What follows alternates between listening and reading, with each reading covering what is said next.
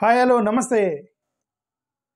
అమితావ్ కుమార్ అని ఒక American writer, Indian American writer, journalist, English professor, Wasar college అమెరికాలో ఒక ఇంగ్లీష్ ప్రొఫెసరు. చాలా మంచి పుస్తకాలు రాసినటువంటి నాన్ ఫిక్షన్, రియాలిటీ మీద ఆర్టికల్స్, బుక్స్, నావల్స్ రాసినటువంటి ఒక మంచి ఫేమస్ రైటర్ అన్నమాట అమితావ్ కుమార్. అతను రాసిన ఆర్టికల్ మీకు డిస్క్రిప్షన్ ఇస్తాను, మీరు అది చదువుకోవచ్చు. ఓకే, అతను గతంలో కొన్ని పుస్తకాలు కూడా రాశాడు. ఇమ్మిగ్రెంట్, మోంటానా, ఇట్లాంటి పుస్తకాలు రాశాడు అనమాట. ది న్యూయార్క్ టైమ్స్ అట్లాంటి మ్యాగజైన్స్లో రాసేవాడు అనమాట అతను. ఓకే, హార్పర్స్ లాంటి పుస్తకాల్లో రాశాడు. అతను రాసినటువంటి మేజర్గా immigrant, Montana, the time, out side the time, my beloved life, husband of a fanatic, a foreign carrying the crook of him in a tiny bomb, ఇట్లాంటి నావల్స్ రాశాడు. ఫేమస్ నావలిస్ట్ అతను. Jemimah గురించి రాశాడు ఒక ఆర్టికల్, నాకు చాలా ఆశ్చర్యం వేసింది. ఎవరంత ఫేమస్ రైటరు, అమెరికన్ రైటరు, నిన్న జెమిమా గురించి రాశాడు. అతను రాసిన దాన్ని ముందు చెప్పబోయే ముందు I want to thank Andhra Pradesh government, Chandrababu Naidu గారు, లోకేష్ గారు, వీళ్ళందరూ కూడా on behalf of Nallapareddy Sricharani. ఈ నల్లపరెడ్డి శ్రీచరణి అమ్మాయి ఎవరైతే ఉన్నారో, ఆంధ్రప్రదేశ్కి సంబంధించిన అమ్మాయి, ఆ అమ్మాయికి 2.5 crores, నేను ఒక ₹1 ఇస్తారనుకున్నాను. సర్ప్రైజింగ్గా 2.5 crores prize was given by chief minister Chandrababu Naidu garu. We should appreciate ముఖ్యమంత్రి. Okay, that's one point. And the other one, ఏదో గవర్నమెంట్ జాబు ప్లస్ ఇల్లు ఇది ఇస్తామన్నారు.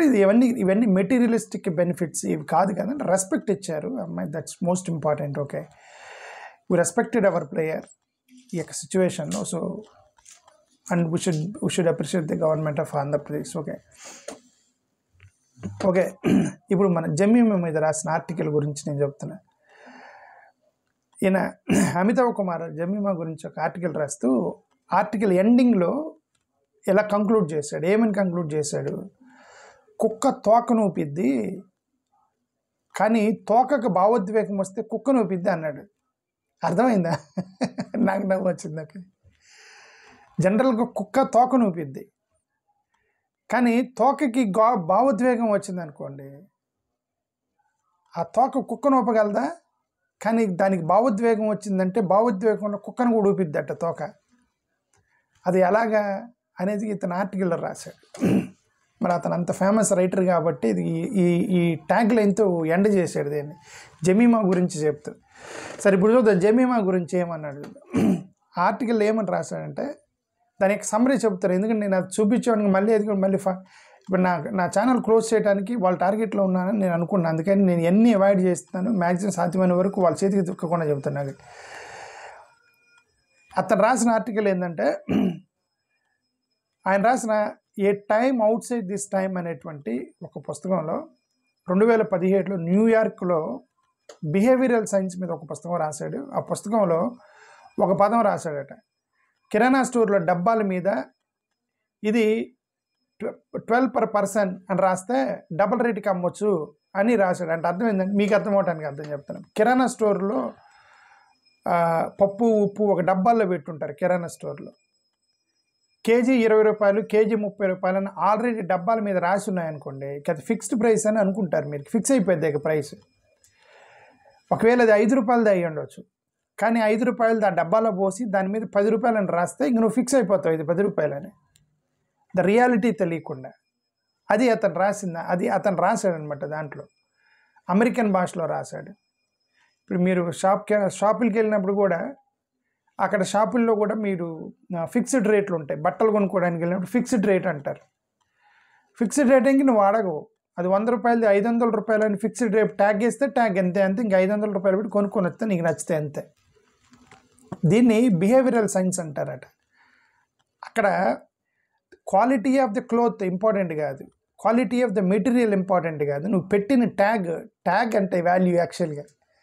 అది అతను చెప్తున్నా, ఆ ట్యాగ్ వల్ల అంత రేటు పెట్టుకున్నారు అని అంటాడు. దాన్ని బిహేవియరల్ సైన్స్. ఆ బిహేవియరల్ సైన్స్లో ఒకటి ప్రైమింగ్ అని ఒకటి ఉందట. ఆ ప్రైమింగ్ అంటే ఏంటంటే అసోసియేటెడ్ ప్రైమింగ్ అంటారు దాన్ని. నీ మైండ్లో ఏదో ఒకటి పెట్టుకొని దానికి బిహేవ్ అవుతావు. ఎందుకు ఆ ట్యాగ్కి బిహేవ్ అవుతావు అంటే ఫిక్స్డ్ ప్రైస్ అంటే అది ఆ షాప్లో ఫిక్స్డ్ ప్రైసు అని నువ్వు ముందే అనుకుంటావట. అనుకొని అక్కడికి వెళ్ళి నీ మైండ్లో ఫిక్స్ అయింది కాబట్టి నువ్వు వెళ్ళి కొనేస్తావు అన్నాడు. ఎగ్జాంపుల్ ఇచ్చాడు అతనే, ఆర్టికల్ ఎగ్జాంపుల్ ఇచ్చాడు. మనం జనరల్గా రైలు ప్రయాణం అనగానే మనకేం గుర్తొస్తాయి? రైలు ప్రయాణం అనగానే రైల్లో కూర్చొని కిటికీలోంచి చూస్తూ ఉంటే కదులుతున్న చెట్టులు ఇవన్నీ గుర్తొస్తాయి. కానీ కుర్రోళ్ళకి రైలు ప్రయాణం అనగానే రైలు పైన షారుఖ్ ఖాను మలైకా అరోరా చేసిన చెయ్య చెయ్య చెయ్య చెయ్య అనే పాట ఉంది. ఆ పాట గుర్తొచ్చింది కుర్రోళ్ళకి అని రాశాడు అతను. జనరల్గా ట్రైన్ ప్రయాణం అంటే ఏం గుర్తు రావాలి మీకు? కానీ కుర్రోళ్ళకి షారుఖ్ ఖాను మలైకా అరోరా పాట చెయ్య చెయ్య సాంగ్ గుర్తొచ్చింది వాళ్ళకి. అది మైండ్లో ఫిక్స్ అయిపోయింది కుర్ర పిల్లలకి మొత్తము అని. అంతే ఏమంటే నీ మైండ్లో ఫిక్స్ అయిపోయింది, దాన్ని బట్టి నువ్వు బిహేవ్ చేస్తావు అని చెప్పడానికి ట్రై చేశాడు అతను. ఓకే, ఇదంతా కూడా ఎందుకు ఇంట్రడక్షన్ ఇచ్చాడు మా జమీమా గురించి. ఓకే, మన ఆలోచనలో అనుబంధ యంత్రాంగము అది అసోసియేటెడ్ మెటీరియల్ అనేది ఉంది. ఈ అసోసియేటివ్ థింకింగ్ అనేది చాలా ఇంట్రెస్టింగ్గా ఉంటుంది. అది వ్యక్తులు సమూహాల ప్రవర్తన అంటే గ్రూప్ బిహేవియర్ కూడా అలానే ఉంటుంది అని రాశాడు అతను. అంతేకాకుండా ప్రైమింగ్ అనేది అపస్మారక అంటే లోపల బయస్డ్ థింకింగ్ మనం ఆల్రెడీ పెట్టుకుంటాం. బయస్డ్ థింకింగ్ దాన్ని బట్టి మనం బిహేవ్ చేస్తూ ఉంటాం. ఒక ఫాదరు చిన్న కూతురు అంటే ఇష్టం ఒక ఫాదర్కి. ఓకే, ఆ పిల్ల ఏదో నాటి థింగ్ చేసింది, పెద్ద అమ్మాయిని కొట్టింది. మా ఇంట్లోనే ఎగ్జాంపుల్ చెప్తున్నాను. చిన్న కూతురు అంటే ఇష్టం అనుకోండి, పెద్ద అమ్మాయిని ఈ పిల్ల కొట్టింది, చిన్నదే కొట్టింది. ఓకే, వాళ్ళిద్దరు ఏడ్చుకుంటే నా దగ్గరకు వస్తే నేను పెద్దదాన్ని తిడతాను. ఎందుకు? చిన్నదాని మీద ఉన్నటువంటి ఒక మెంటల్గా బయస్డ్ థింకింగ్ అనేది ఫిక్స్ అయిపోయింది మైండ్లో. ప్రేమ కానీ ఏదైనా సరే బయస్డ్ థింకింగ్ అని. ఆ బయస్డ్ థింకింగ్నే మనం ప్రైమింగ్ అని అంటారట బిహేవియరల్ సైన్స్లో. ఆ ప్రైమింగ్ అనేది ఎఫెక్ట్ చేస్తుంది, వాళ్ళ వ్యక్తుల యొక్క ప్రవర్తనని ఎఫెక్ట్ చేసింది అని చెప్తున్నాడు.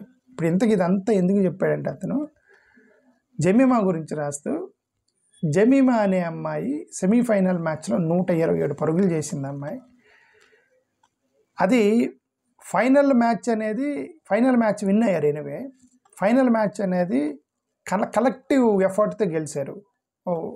అఫ్కోర్స్ దీప్తి శర్మ ఇట్లా ఒకరు ఇద్దరు మంచిగా కొట్టినప్పటికి కూడా, but it is a collective effort in final match. But semi-final అనేది జమీమా సింగిల్ హ్యాండెడ్గా గెలిపించింది అమ్మాయి. కానీ దాని వెనక గ్రౌండ్లో ఏడ్చింది. ఎందుకు ఏడ్చింది అంటే అమ్మాయిని అప్పటికి డ్రాప్ చేయటం తీసుకోవటం నేను ఈ యొక్క టూర్ మొత్తం నేను ఏడుస్తూనే ఉన్నాను అన్న భావోద్వేగాలు తట్టుకోలేకపోయింది. ఆ తట్టుకోలేక బయట లోపల మనసులో ఉన్నది మొత్తం చెప్పేసింది అమ్మాయి, భావోద్వేగం తట్టుకోలేక అని తను రాస్తూ. ఇది లైఫ్ టైం అచీవ్మెంట్ చేసింది అమ్మాయి. ఎందుకంటే ఇండియా ఆస్ట్రేలియాని కొట్టడం అనేది ఇష్యూ, ఇండియా సౌత్ ఆఫ్రికాని కొట్టడం ఇష్యూ కాదు, ఆస్ట్రేలియాని కొట్టడమే ఇష్యూ. ఎందుకంటే Australia is a stronger time comparatively with final they played with south Africa.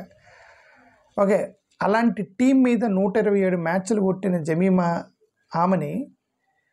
ఆమె కొట్టినప్పుడు భారతదేశం విన్ అయినప్పుడు ఆమె ఏం మాట్లాడబోతుందనేది భారతదేశం యొక్క ప్రజలకు ఎవరికి తెలియదు. కాబట్టి అందరూ చీర్ చేశారు, జమీమా అన్నారు, క్లాప్స్ కొట్టారు. అసలు దేశం మొత్తం భావోద్వేగాలతో నిండిపోయింది.